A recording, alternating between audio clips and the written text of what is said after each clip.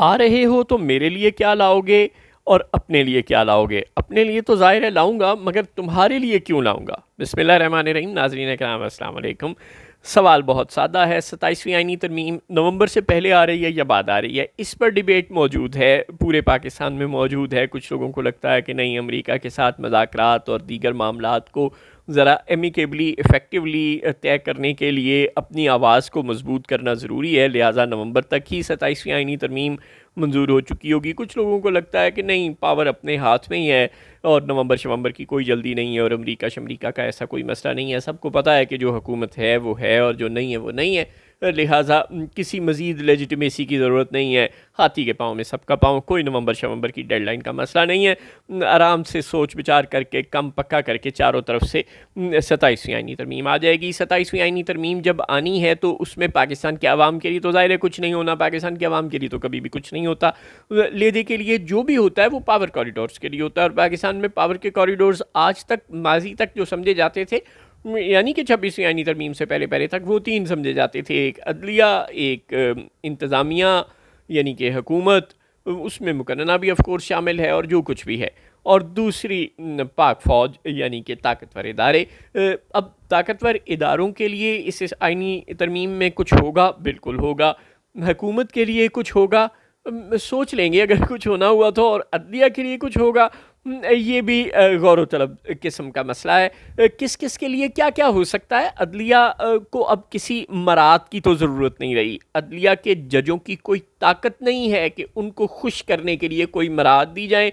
उनको तनख्वाहें, मराहत और ये कोठियाँ, गाड़ियाँ वगैरह वगैरह, नौकर चाकर और अन्ना पैसा वो तो दे ही दिया गया है। लिहाजा किसी किस्म की और मराहत अब उनको नहीं दी जानी।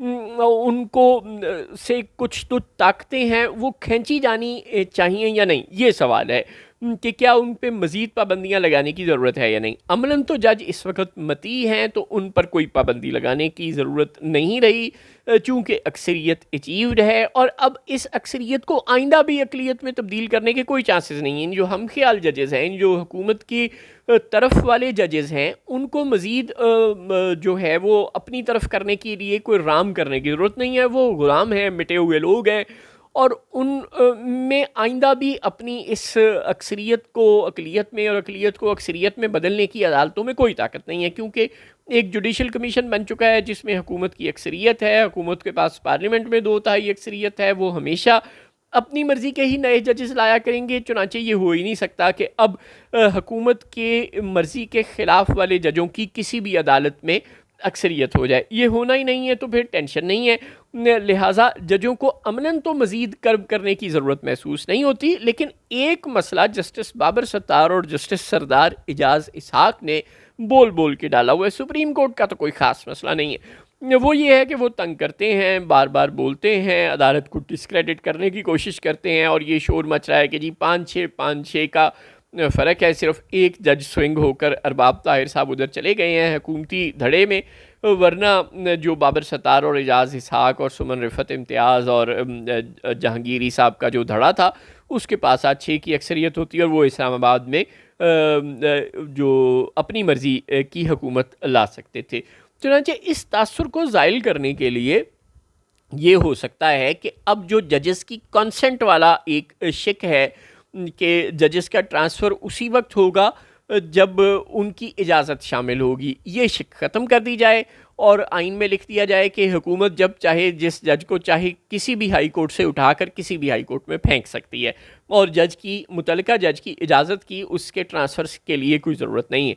ये मसला अगर तय कर दिया जाए तो फिर जस्टिस बाबर सत्तार को उठाकर बलूचिस्तान हाई कोर्ट में, सरदार एजाज़ इसहाक को उठाकर सिंध हाई कोर्ट में, और सुमन रिफ़त इम्तियाज़ को लाहौर हाई कोर्ट में, और जहांगीरी साहब को पेशावर हाई कोर्ट में, अल्लाह अल्लाह खैर सल्ला, मसला ख़त्म। तो यूँ ये मसला बहुत आसानी से हल हो सकता है। इसके अलावा जजेस के पास कोई ख़ास ताकत ऐसी रह नहीं गई। जजेस के ख़त लिखने पर भी पाबंदी लगाई जा सकती है, उनके इख्तलाफी नोट और वो सारी बातें तो शाया करने पर अब पहले ही चीफ़ जस्टिस ने पाबंदी लगा दी है। चीफ़ जस्टिस अपने सुप्रीम कोर्ट रूल्स के ज़रिए से ये पाबंदियाँ कर रहे हैं, और कहा जा रहा है कि जी सदारती आर्डीनेंस के ज़रिए, ये 45 साल पहले रूल्स आए थे सदारती हुक्म नामे के ज़रिए, तो ये अब सुप्रीम कोर्ट ख़ुद ये रूल्स बना रही है और ये जजेस के जो छुट्टी का इख्तियार और दीगर इख्तियारात सदर पाकिस्तान के थे, ये चीफ़ जस्टिस अपने हाथ में ले रहे हैं।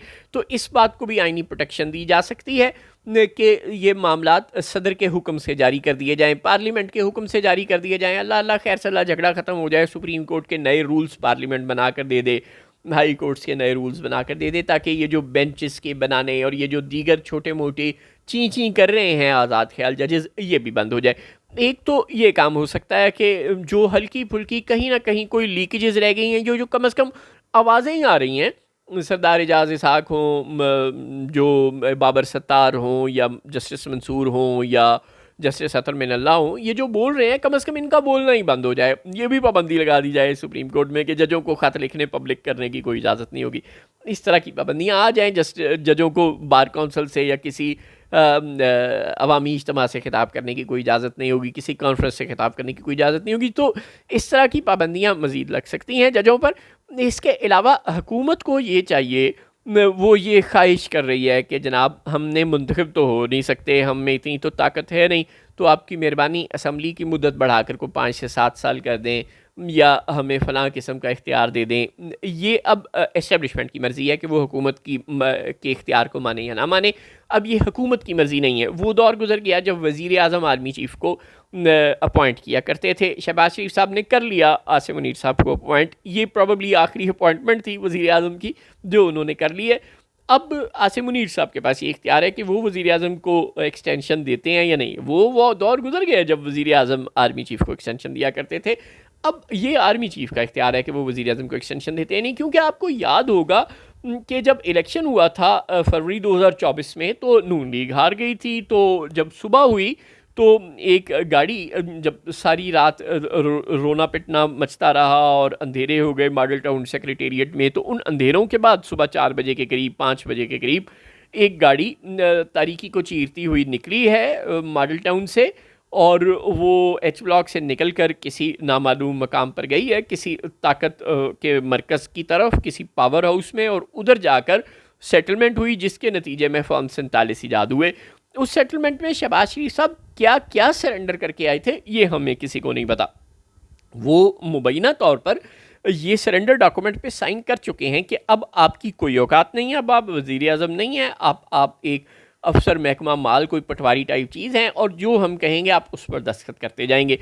चुनांचे अब जो हुकूमत को एक्सटेंशन चाहिए, ये उसे मिलेगी या नहीं, ये कोई पता नहीं है। ये जो बात हो रही है कि असम्बली को 5 साल की बजाय 6 साल, 7 साल, 10 साल की मुद्दत मिल जाए, ये ज़रूरी नहीं है। इस्टेब्लिशमेंट को असम्बली की ज़रूरत भी पता नहीं है या नहीं। जो सदर साहब के इख्तियार की बात है कि सदर साहब के इख्तियारात आर्मी चीफ़ को मिल जाएँ, ये भी सदर साहब या पीपल्स पार्टी की कॉन्सेंट की कोई ज़रूरत नहीं है। ये भी अहल हुकूमत खुद फैसला करेंगे।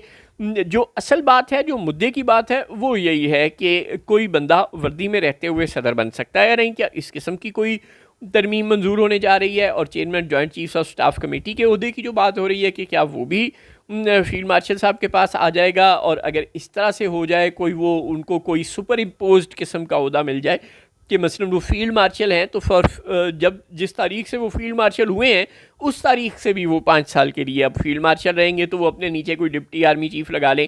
इस तरह की कोई एक्सटेंशन तो अब हम इसमें 27वीं आईनी तरमीम में 100% एक्सपेक्ट कर रहे हैं कि फील्ड मार्शल के इख्तियारात में किसी भी तरह से इजाफा हो जाए, चाहे वो मज़ीद 5 साल के लिए फील्ड मार्शल हो जाएं, चाहे वो chairman joint chiefs of staff committee भी हो जाएं, चाहे वो सदर बनने का इख्तियार उन्हें मिल जाए, या आईनी तरमीम में यही कह दिया जाए कि आज से सदर फील्ड मार्शल हैं और आसिफ जरदारी आज से बाज़ार में रेडी लगाया करेंगे। कुछ भी ऐसा कानून में मंजूर हो जाए, ये तो 27वीं तरमीम में हम एक्सपेक्ट कर सकते हैं। हाँ, हुकूमत को कोई मज़ीद इख्तियार देना है या नहीं देना, ये कोई ज़रूरी नहीं है। और जो माइन से मुतल्लिक इख्तियार है वो बिल्कुल बलोचों से और बलोचिस्तान से छीन कर मरकज़ को दिया जाने का बहुत गालिब इम्कान है। जो भी 18वीं तरमीम में सूबों को इख्तियारात दिए गए थे, चाहे वो NFC की शक्ल में सूबों के शेयर का तकर्रुर था, जो लॉयंस शेयर सूबों को मिलता है वो भी उनसे किसी न किसी हद तक वापस लिया जाने का इम्कान है। और जो उनकी माइंस पर उनका हक, उनके पानी पर उनका हक, उनके वसाइल पर जो पहला हक उनका तस्लीम किया गया है, वो भी बिल्कुल मरकज़ को वापस मिलने का इम्कान है। तो 18वीं तरमीम के ज़रिए जो कुछ हुआ था उसमें कुछ ना कुछ रोल बैक होने का इम्कान गालिब मौजूद है। और ये बात कि पीपल्स पार्टी इस रास्ते में कोई रुकावट डालेगी, बिल्कुल नहीं डालेगी। नून लीग इस रास्ते में कोई रुकावट डालेगी, उसकी ऐसी कोई ताकत ही नहीं है। सारी ताकतें अब अहले कुव्वत के पास हैं और वो बिल्कुल मज़ीद ताकत का इर्तकाज़ करेंगे, अपने हाथ में मज़ीद इख्तियार लेकर आएंगे और शहबाज शरीफ को मज़ीद बेख्तियार, मज़ीद निहत्ता बिल्कुल किया जाएगा। जजों को मज़ीद निहत्ता, मज़ीद बेख्तियार किया जाएगा। और एक तरह से अच्छा ही है कि अगर अवाम पाकिस्तान के बेख्तियार हैं, डिसइनफ्रेंचाइज्ड हैं, लावारिस हैं, अगर ये कहना दुरुस्त ना होगा कि अवाम का ना वो वोट देने का इख्तियार रखते हैं, ना अपनी मर्ज़ी की हुकूमत लाने का इख्तियार रखते हैं। वो आपको याद होगा कामरान टेसोरी साहब ने कुछ दिन पहले कहा था कि भाई तुमने तो वोट भी डाले थे ना, तो नहीं निकले ना, तो अब भी कर लो जो करते हो। तो यूँ अगर अवाम को वोट डालने का और अपनी मर्ज़ी की हुकूमत मुंतखब करने का इख्तियार भी नहीं है और कोई भी इख्तियार उनके पास नहीं है, तो अच्छा है। ये जो लोग असम्बलियों में बैठे हैं, इनके पास भी कोई इख्तियार, कोई ताकत नहीं होना चाहिए। इन्हें भी क्लर्कों जितनी इनकी औकात होनी चाहिए। और जो अदालत के जजेस जो अपनी आज़ादी को खुद सरेंडर करके खुश हो रहे हैं, मती बनकर खुश हो रहे हैं, तो अच्छा है, उनको भी मज़ीद रगेदा जाना चाहिए। जजों के साथ और सियासतदानों के साथ, नाम नहाद सियासतदानों और नाम नहाद जजों के साथ भी वही हाल होना चाहिए जो अवाम के साथ हुआ है। यानी इनको भी पीस के रख देना चाहिए इस अहले कुव्वत को। जब तमाम तबकात महरूम तबकात के साथ शामिल होंगे, नवाज़ शरीफ की जिस तरह की ये शख्सियत है, जो उनका माजी है कि जब जब उनको निकाला जाए तो वो कहते हैं क्यों निकाला, और जब जब अवाम के मैंडेट को निकाल बाहर किया जाए मुल्क से, असम्बलियों से, तो वो नहीं कहते कि क्यों निकाला। जब उन्हें ज़बरदस्ती बलूचिस्तान की हुकूमत दे दी जाए, ज़बरदस्ती पाकिस्तान की हुकूमत दे दी जाए, तो वो ये नहीं कहते कि मुझे हुकूमत क्यों दी। जब उनकी हुकूमत ज़बरदस्ती छीन ली जाए तो वो कहते हैं मेरे से हुकूमत क्यों छीन ली। तो यूँ इन लोगों को मज़ीद अहले कुव्वत को अपना गुलाम बनाना चाहिए, जजों को भी और सियासतदानों को भी। और इनको हम अभी तो मुहावरतन कहते हैं बूट पालिश, हकीकतन जब इनसे बूट पालिश की औकात पर इनको ले आएंगे अहले कुव्वत, फिर ये अवाम के साथ खड़े होंगे और अवाम के साथ अपनी आवाज़ मिलाएंगे और जमहूरियत के लिए जदोजहद करेंगे। उससे पहले ये लोग ग़ुलामी से रुजू करें, मेरे वालों ना ही समझो।